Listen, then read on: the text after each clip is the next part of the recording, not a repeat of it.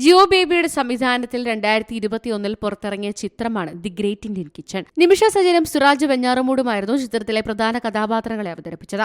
ഇതേ പേരിൽ തന്നെ 2023 ചിത്രത്തിന്റെ തമിഴ് റീമേക്കും എത്തിയിരുന്നു. ഇതിന് പിന്നാലെയാണ് ചിത്രത്തിന്റെ ഹിന്ദി റീമേക്ക് ഇപ്പോൾ നെറ്റ്ഫ്ലിക്സിൽ പുറത്തിറങ്ങിയത്. സന്യ മൽഹോത്രയുടെ OTT റിലീസ് ചിത്രമായാണ് മിസ്സസ് എത്തിയത്. മിക്ക യുവതാരങ്ങൾക്ക് സ്വപ്നം കാണാൻ കഴിയുന്ന വിജയത്തിന്റെ ഒരു തരംഗത്തിലൂടെയാണ് സന്യ മൽഹോത്ര ഇപ്പോൾ സഞ്ചരിക്കുന്നത്. ആരാധകർ അവരുടെ ശക്തമായ പ്രകടനത്തെ അഭിനന്ദിക്കുന്നുണ്ട്.